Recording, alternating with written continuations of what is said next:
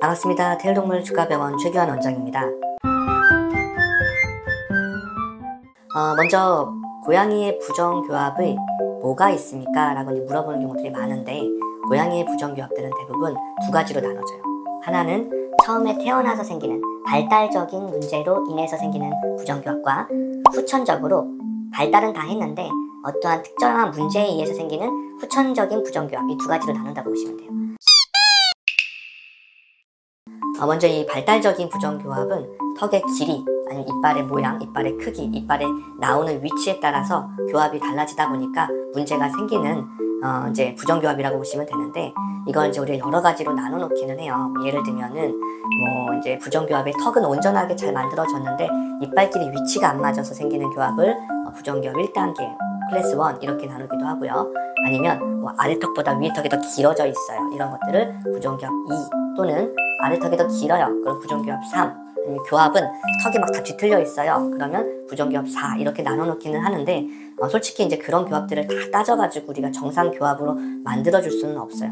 예를 들면 턱이 아래 턱이 길어서 주걱턱이에요 한다고 턱을 양악수술처럼 이렇게 잘라서 정상 위치로 이렇게 내려준다던가 그렇게 할 수는 없거든요. 그러다 보니까 그런 교합이 있구나, 이걸로 인해서 생기는 뭔가 치주질환이나 교합의 문제로 인해서 우리가 관리를 잘해줘야 되겠다, 이런 문제들을 우리가 알아보고 하는 것들이지, 그 턱이 길면 어떻게 되고 아래 턱이 더 짧으면 어떻게 되고 이런 것들로 문제가 되지는 않습니다. 그러면 그런 아이들 중에 우리가 어떤 치료를 할 때 그 목표를 삼는 것들이 있어요.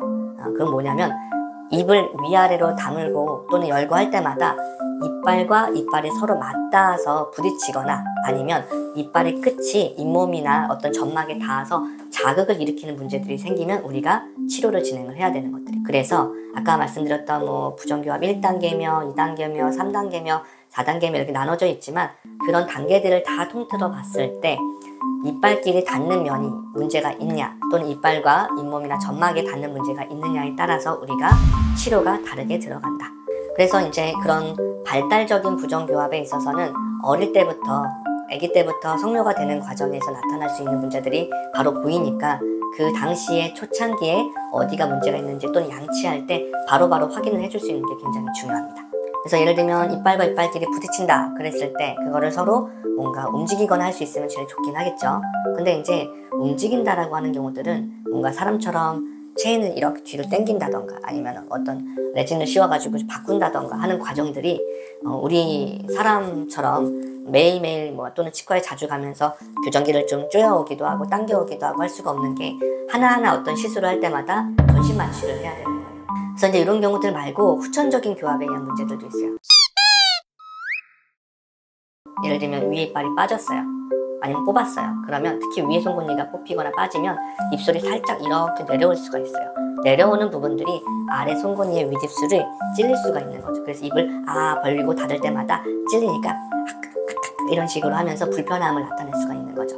이런 경우들은 전체 케이스의 약 한 30% 정도가 위에 송곳니가 없을 때 나타날 수 있다고 하는데, 그래서 이 불편한 아래 송곳니를 같이 뽑아야 될까요? 라고 하면 그건 또 고민이 되겠죠. 멀쩡한 채를 뽑기에는 무리가 있으니까 대부분은 아래 송곳니를 아주 약하게 갈아줘서 부드럽게 닿았을 때 찔리지 않는 정도의 선으로 마무리를 해주는 경우들이 대부분이다, 이렇게 보시면 될 것 같아요.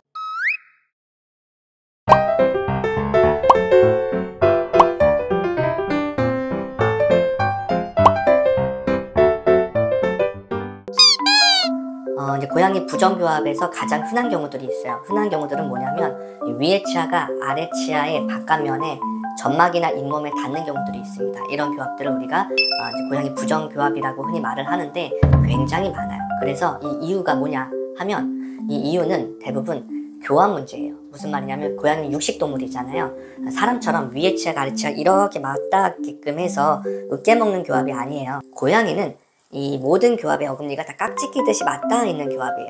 그래서 위의 치아랑 아래 치아가 있으면 이런 식으로 다 맞닿아 있거나, 또는 위의 치아가 아래 치아를 덮는 구조로 되어 있어요. 그래서 어떤 경우는 이게 가위 교합이라고도 말하기도 하고, 또 깍지 끼듯이 있기 때문에 핑킹 쉐이프 이펙트라고 해서, 우리 이제 어릴 때 갖고 놀던 핑킹 가위들, 지그재그로 되어 있는 가위들 있죠. 그런 교합이다라고도 합니다. 이렇게 교합 자체가 좀 사람하고 다르다 보니까 입을 굉장히 꽉 다문다던가, 아니면 위에 치아가 아래 치아를 덮는다고 했잖아요. 아래 치아에 음식물들이 끼면 본인들이 그걸 닦아먹기 위해서 이갈이 같은 거를 이런 식으로 한다던가, 그런 교합을 함으로 인해서 생길 수 있는 자극들이 나타날 수도 있어요. 또는 이 위에 치아랑 아래 치아가 이렇게 약간씩 덮이면서 맞닿는다라고 했는데 너무 위 치아랑 아래 치아의 그 간격이 이렇게 넓게 돼 있는 게 아니라 좁아져 있어요. 그래서 이제 아래 치아가 있으면 아래 치아를 잡고 있는 잇몸이 있을 텐데, 위에 치아가 아래 치아를 교합으로 인해서 자꾸 닿게끔 하거나 담을 때 아래 치아의 잇몸인들을 누를 수가 있겠죠. 이렇게 얼마나 닿느냐에 따라서 문제가 달라집니다. 그래서 잇몸을 누르는 정도로만 생기는 경우들, 우리 이제 오모포비아라고도 얘기하는데, 그 눌리는 정도까지는 심하지 않으면 그대로 놔두는 경우들이 많아요. 교합의 특성상 그러는 것들이니까요. 근데 이게 눌리는 정도를 더 지나서 잇몸이 패여버렸어요. V자든 U자든 주저앉아 버리는 교합들은 우리가 치료를 당연히 해야겠죠. 그 부분이 내려가면 뿌리가 노출이 될 거 아니에요.